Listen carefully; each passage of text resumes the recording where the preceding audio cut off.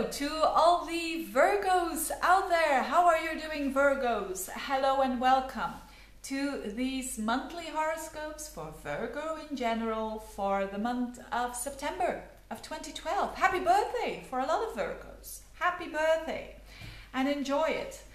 Now, I was a bit worried. I'm a Virgo too. Virgos love to worry, don't they? I wasn't worried about you Virgos, but I was worried about the fact that these last 2 months were for doing these general horoscopes not difficult, because there was happening a lot. Pluto-Uranus square, and there was Mars and Venus, so the faster planets triggering this Pluto-Uranus. So there was a lot happening, so there's a lot that you can talk about in general, and hopefully it is meaningful for you. But for this month, yes, there's still the Pluto-Uranus transit going on, but it's not triggered. It's exact, but it's not triggered by a faster planet. And there's not so much going on at the moment in general.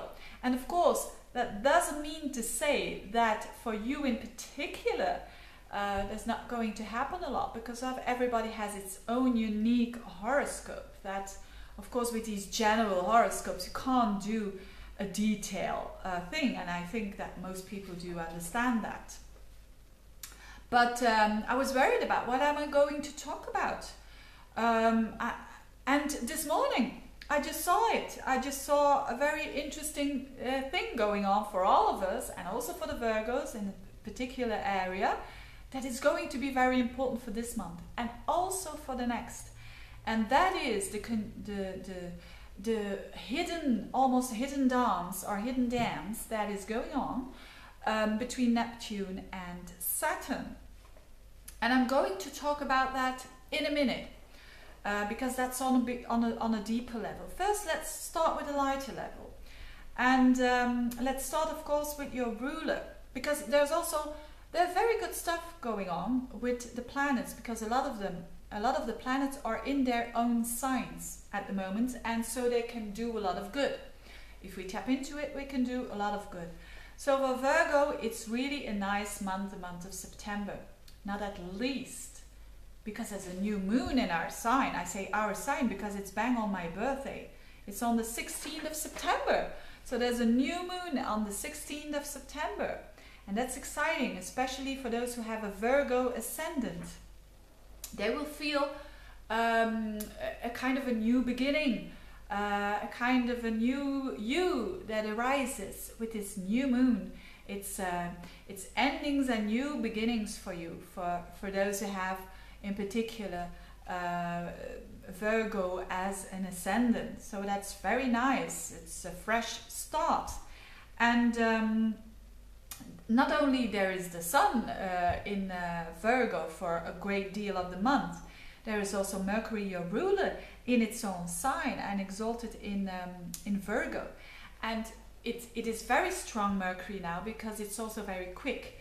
It goes into 3 planets during the month of September, a bit in Leo, and then Virgo, and then also it will enter a bit of Libra at the end of the month. So when the planet goes fast, it's interesting, they can do a lot.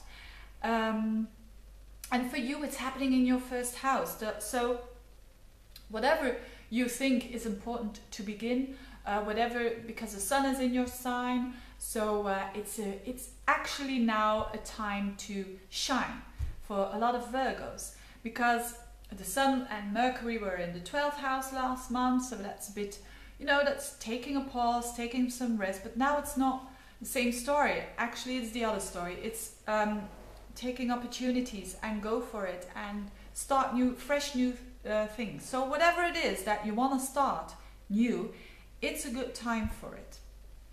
So that's very positive for Virgos. And what is this going on? Well, Mars is also in its own sign. According to traditional astrology, Mars is in Scorpio for the whole month, and that is your 3rd house. And that is good. Mars can do a lot of action there. Mars is about action, where we put our action. And the 3rd house It's all about communicating on a day-to-day basis. It's all about our siblings. It's all about our teachings. It's all about our learning. So maybe you're studying and you have to put... So September, it's the start of new... of schools mostly, I think, in most countries. I can only... I think it's a lot of fresh starts when it considers the learning processes, and also communicating in a vigorous way, you know, in a Mars way. And so just don't be too picky. That's the only advice I can give you. Not too critical, because that's the Virgo side, that's the Virgo Mercury side. But I think with Mars in the third, you can do a great deal of communicating on a very deep level. It's Scorpio. So that's that. Then Venus is in your 12th house. So, and Venus is in the house of letting go. So is there a love that you have to let go of? Or is there maybe you're in love in secret? Could be the case with Venus in the 12th house. Or maybe you're tempted for hidden affairs. It doesn't mean to say that it's going to happen. It can also mean, just on a very basic level, that you feel very comfortable and connected with all. Because it's the house of Pisces, and Venus in that house means that there is an unconditional love going on. And I think that's a beautiful thing. So these are all the areas on a mundane level that you can tap into when you are a Virgo. And but that thing about Saturn and Neptune, what is going on with that? Well, as I said in previous videos, Saturn is now ending its cycle in Libra. So it's at the very end, degrees 27, 28, 29, at the end of September especially, it's going to end its cycle through Libra. And for you, that is your second house. That's the second house of not only your money and your finances, but also your self-worth, your talents, also the things that provide you to go on. And it's also a house of of values and of confidence. So for a lot of Virgos, a lot of work has been done there concerning the value system, concerning confidence, and so on, and it's now coming to an end. But there is this meeting, this secret meeting almost, between Saturn and Neptune. And what is it? Well, in very ancient astrology, a technique is called Antition. Now, I'm not going to tell in detail what it is all about. Antition, when two planets meet in Antition, like Saturn and Neptune are going to meet each other in your second house in Antition. What it means is that those two planets, something is hidden. So those two planets, they do work together, and they have the ability to even like each other. Notwithstanding the fact Saturn is totally different than Neptune. Going to explain that in a minute. So if you want to find planets in Libra that what is the Antition? It's always Pisces. So for Libra, planets in Libra, the Antition is always Pisces. To know the exact degrees, you do a very easy mathematical thing, and that is when you say, like now, Saturn is around 28 degrees of Libra, maybe around the end of September, it's at 28 degrees of Libra. Now you just derive the whole sign, 30 degrees, minus 28, that's 2. So the Antition of Saturn at 28 degrees of Libra is 2 degrees of Pisces. And who's there at around 2 degrees of Pisces? Yes, Neptune. So this means that those planets meet each other. You can't see it, but it's hidden. They connect with each other. So that's the whole thing about Antition. It's about there's a connection, but it's hidden. So I don't want to go deeper in it than that. But what does it mean? It means that those two planets who normally don't understand each other. You know, Saturn is a planet of boundaries and Neptune is a planet of, hey, I don't want any boundaries. So those two really don't understand each other that well. When they conjunct It means that their energies are merging together, and because it's in Antision, it's hidden, it's under the surface, it's on the background happening. So what could it mean for you? It could mean that things can get clear when it comes to Saturn and your second house, like that.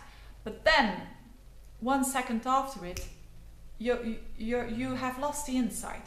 So Saturn and Neptune are continuously merging with each other. So it's the truth, the real truth, the Saturn world, and then it's, oh, the parallel possibilities of Neptune. And what is the truth? So that is confusing. But it's not a bad thing. On the contrary. Why do I say that? Because during October, these two planets, Saturn and Neptune, are not going to be in Antision anymore, but they are going to trine each other. So there is some enlightenment at this very little area, of course. It doesn't have to be wow, but there's going to be some enlightenment and some clues that are going to be presented for you, and for you for Virgos. It's in the second house. So that's a beautiful thing, isn't it? To be able to manifest the higher ideals, because that's what it is all about, the the Saturn-Neptune dance. This is a very interesting, beautiful dance that they're doing, because Saturn is about the manifestation and Neptune is about the higher ideals, our higher consciousness. And so it means that we can all do great stuff when we feel that we are connected with the higher consciousness, and when we feel that we are doing good for ourselves and for other people. And that's what it's all about, this dance, or this dance for Americans, this dance between those two lovely planets. And it will continue next month, and I'll tell about that and talk about that next month. So thank you for listening, Virgos. Thank you for all your nice comments. Thank you for all the orders that I may do, that I can do for you. And yes, I see you soon next month. Bye bye.